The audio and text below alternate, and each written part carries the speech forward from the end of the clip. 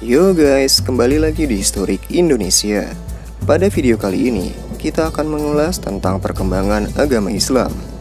Seperti kita tahu, Islam merupakan salah satu agama besar di dunia. Bagaimanakah awal mula agama ini muncul? Sebelum kita bahas, mohon dukungan untuk channel ini ya guys, dengan klik tombol subscribe dan nyalakan lonceng notifikasinya.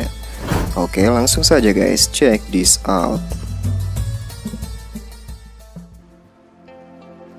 Kata Islam berasal dari bahasa Arab yaitu aslama, yang berarti selamat, sejahtera, atau berserah diri.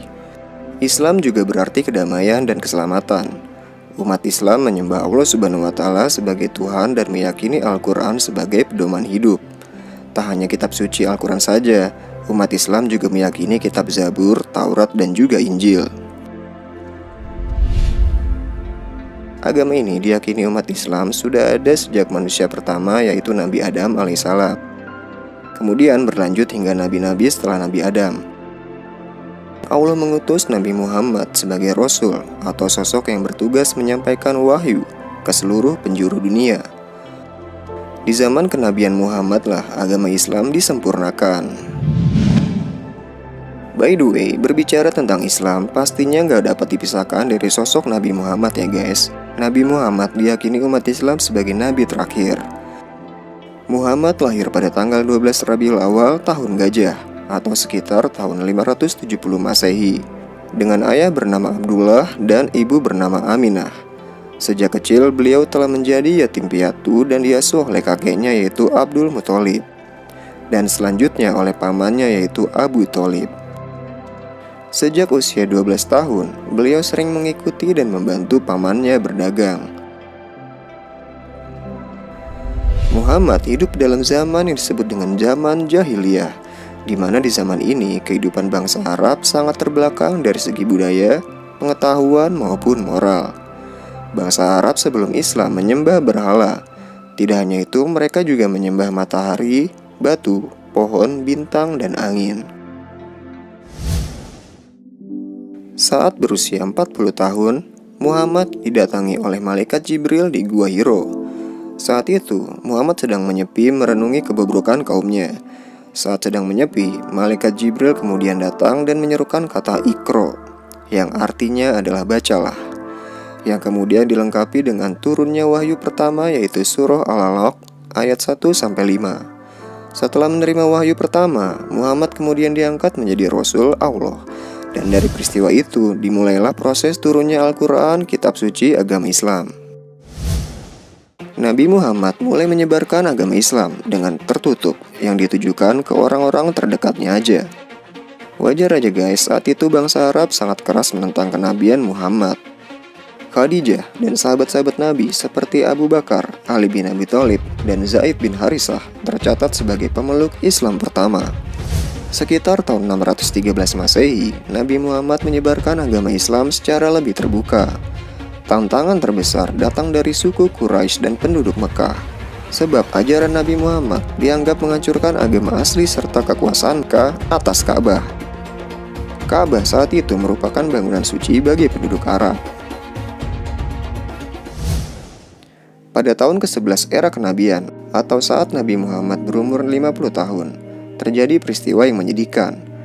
Tahun ini sering disebut dengan tahun kesedihan karena paman Rasulullah yaitu Abu Thalib dan istri Rasulullah yaitu Khadijah wafat pada tahun tersebut. Setelah peristiwa tersebut, Allah Subhanahu wa Ta'ala kemudian mengutus malaikat Jibril untuk mendampingi Rasul dalam melakukan perjalanan yang dikenal dengan Isra Mi'raj. Nabi melakukan perjalanan semalaman saja dari Masjidil Haram ke Masjidil Aqsa yang kemudian disebut dengan Isra, di mana setelah itu Rasulullah melakukan perjalanan lagi dari Masjidil Aqsa ke langit ke-7 yang disebut dengan Mi'raj. Pada peristiwa inilah Rasulullah mendapatkan perintah sholat 5 waktu yang wajib dikerjakan seluruh umat manusia. Setelah sekitar 13 tahun menyebarkan Islam di Mekah, Nabi Muhammad beserta pengikutnya memutuskan untuk hijrah ke Yathrib yang kelak bernama Madinah. Peristiwa yang dikenal dengan nama hijrah ini kemudian digunakan sebagai awal penanggalan Islam yaitu kalender Hijriyah. Di Madinah, Islam berkembang pesat karena keterbukaan dan keramahan masyarakat Madinah. Adapun di Mekah, Nabi Muhammad harus melalui berbagai rintangan dan terpaksa terlibat serangkaian perang dengan suku Quraisy. Pada tahun 630, Nabi berhasil membebaskan kota Mekah dari kekuasaan suku Quraisy. Pasca perang, orang-orang Quraisy dan penduduk Mekah mulai memeluk agama Islam, dan Ka'bah menjadi kiblat ibadah umat Islam. Hal ini kemudian diikuti suku-suku lainnya yang bermukim di Jazirah Arab. Nabi Muhammad SAW wafat pada tahun 632 Masehi, yaitu pada usia 63 tahun. Setelah Nabi Muhammad wafat, kemudian beliau digantikan oleh pemimpin yang bukan Nabi, melainkan disebut dengan khalifah. Ada 4 khalifah pertama yang meneruskan dakwah Rasulullah yang disebut dengan Khulafaur Rasyidin.